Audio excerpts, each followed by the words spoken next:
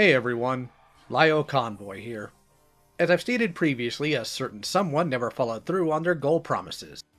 So this is me meeting that for the people who gave them money.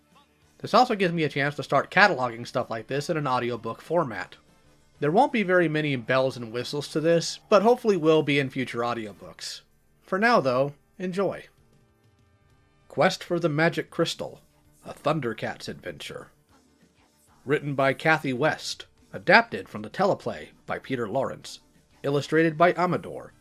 A Random House New York publication. It was a beautiful day on Third Earth, but Lion-O, young hereditary lord of the ThunderCats, was not happy. He sat alone at the top of a mountain, dreaming of another world. He didn't really dislike Third Earth. It was a wonderful planet, filled with delightful and mysterious places to explore.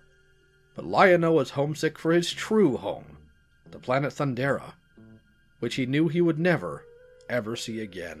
Lion-O had been very small when the ThunderCats fled their doomed planet.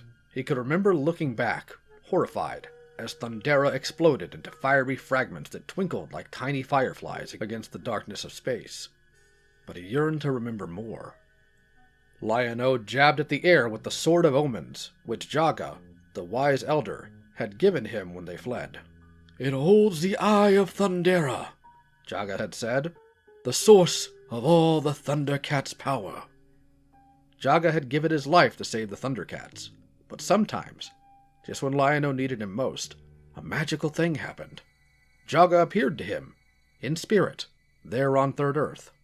"I wish Jaga were here now," said Lion-O. "You seem troubled," said a deep voice. Lion-O turned. It was a vision of Jaga. "I miss Thundera," said Lion-O. "How I wish I could learn more about it." Jaga smiled. "There is a way I can show it to you." "How?" said Lion-O. "When we left Thundera, we brought with us an optocrystal, a time capsule," said Jaga. "It contained the history of our planet. Find it, Lion-O, and you will learn all about your childhood and much more." "Jaga!" cried Lion-O, but the vision was gone.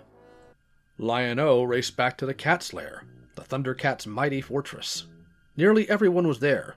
Tigra, master of camouflage, Cheetara, the swift one, Panthro, martial arts expert, and the mischievous Wily Kit and Wily Cat. Snarf, who had looked after Lion-O on Thundera, was taking his afternoon nap. Breathless, Lion-O told them of the optocrystal. "Amazing," said Tigra. "I thought it was destroyed when we crashed to Third Earth. How can we find it?" Lion-O asked eagerly. Panthro drew a crude map. "We must make a thorough search of the area. Get Snarf, Lion-O, and we'll each take a different direction." Within minutes, they were off. "Can we stop to take a break?" whined Snarf a little later as he and Lion-O hiked through the forest of the unicorns. "In a minute," said Lion-O. Soon they came to the River of Despair. Its slimy purple and green waters gurgled sluggishly in the sunlight. "Oh dear," moaned Snarf. "How will we ever get across that?" Lion-O laughed. "What's the matter, Snarf? Can't you swim?" And to Snarf's dismay, the young lord began to wade into the murky waters. Suddenly, the river seemed to explode. Up reared a horrible black widow shark. She chomped her vicious jaws and roared with rage as Lion-O leaped back to the safety of the riverbank just in time. "You are very lucky, my young friend," a sweet voice sang out from the woods. Out stepped a white-haired unicorn keeper with a beautiful unicorn at her side. "The Black Widow Shark," the old woman continued, "lies in wait for anyone who tries to cross the River of Despair." "Then how will we ever get across to the other side?" asked Lion-O. The unicorn keeper smiled. "I know a way." The unicorn keeper waved her hand, and several unicorns came out of the forest, each carrying a glittering diamond in its mouth. When they piled the jewels on the riverbank, a beam of light rose up and formed a bridge over the River of Despair. "Be quick now," urged the unicorn keeper. "the power will not last long." "Thank you," Lion-O called as he and Snarf hurried safely over the bridge to the other side. Now they could continue their quest for the optocrystal. But elsewhere, another ThunderCat had dug up a few problems of his own. "Burrow! Burrow! Burrow!" A scraggly line of molemen chanted in weary unison as they tramped heads down through the dark tunnel. Excuse me," said Tigra, materializing from the walls. "Have you guys seen an optocrystal? It's kind of a box." "Burrow, burrow, burrow." The workers trudged on, blind to Tigra's presence. Suddenly, the Mole Master charged in, gleefully cracking his thick, metal-spiked whip. "You lazy mole men," he bellowed. "You must work harder! Dig more gold!" Then he spotted Tigra. "What's this? A trespasser in the mines of the mole men?" he cried. "You'll pay for this!" He cracked his whip, but it struck a bare wall. Tigra had disappeared. "Behind you, wart!" shouted Tigra, laughing. Then he lashed out with his own whip. The tip struck the ground, shooting sparks that singed the Mole Master's hairy hands. The evil slave driver fled in terror. "Now will you help me?" Tigra asked the mole men. "Burrow, burrow, burrow." The downtrodden workers seemed not to hear. Tigra shook his head. "I don't think they'd see the optocrystal if it was right in front of their noses." Not far away, Cheetara had stopped by the edge of a swamp to rest. "How lovely," she said, bending to look at some multicolored water lilies. Then she froze. Something had hissed behind her. She whirled around. A giant serpent struck with lightning speed, but Cheetara, even faster, blocked its lethal blow with her magic staff. "Well, well," said Cheetara. "let's see how fast you really are." She began to run dizzying circles around the serpent. It struck at the air, and finally sank its fangs into its own tail. "Heads, I win. Tails, you lose," said Cheetara, laughing as she sped away. Meanwhile, Panthro had stopped to explore a strange, rocky beach. No sign of the optocrystal here," he said. But as he turned to go, he came face to face with a 7-foot-tall crabman, whose tiny eyes stuck out of thin stalks. With an eerie cry, the creature attacked Panthro with vice-like pincers. "Now you've done it! You've gone and made me mad!" said Panthro. "In fact, I feel downright crabby!" With a flying high kick, he sent the crabman tumbling through the air.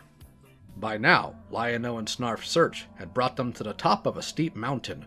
Below, at the mouth of a dark cave, something glinted in the sunlight. Lion-O raised his sword in the air. "Mighty Sword of Omens!" he cried. "Give me sight beyond sight!" Immediately, the sword's crossbars curled, forming eye holes. As Lion-O gazed through them, he saw a large, glittering object, bearing the proud symbol of the ThunderCats. "Snarf! It must be the optocrystal!" cried Lion-O. "Time to call the others!" Lion-O stood tall on the mountain top and raised the Sword of Omens to the heavens. "Thunder! Thunder! Thunder! ThunderCats! Ho!" he cried. Immediately, the sword began to glow, and then grew to 3 times its length. The eye of Thundera snapped open with a mighty roar, and flashed the bold ThunderCat symbol into the sky. The other ThunderCats, wherever on Third Earth they might be, would see this signal and would soon be at Lion-O's side. But Lion-O couldn't wait. Cautiously, he and Snarf crept to the mouth of the cave. Suddenly, Snarf shrieked. A huge, ugly caveman had emerged from the darkness. "Pardon me," said Lion-O, "but this optocrystal belongs to us, so if you don't mind, we'll just—" cried the caveman.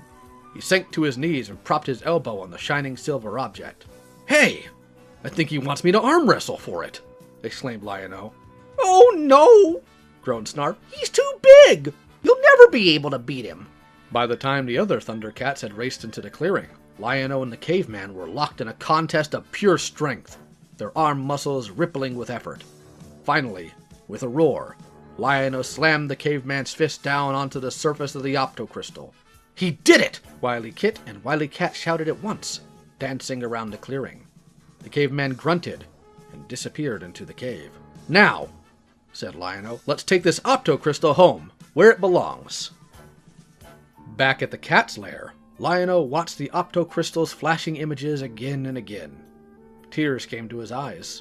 Thundera had been so wonderful. He could hardly believe it was really gone. Finally, Lion-O turned away. Thundera would always be a part of him. Now it was time to make Third Earth his new home.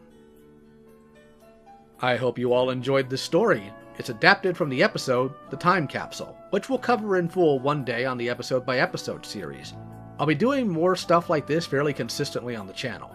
If you like this, or my content in general, feel free to support me on Patreon or join the Discord server. Both links, as well as the socials of the other voice actors, are linked in the description. Take care.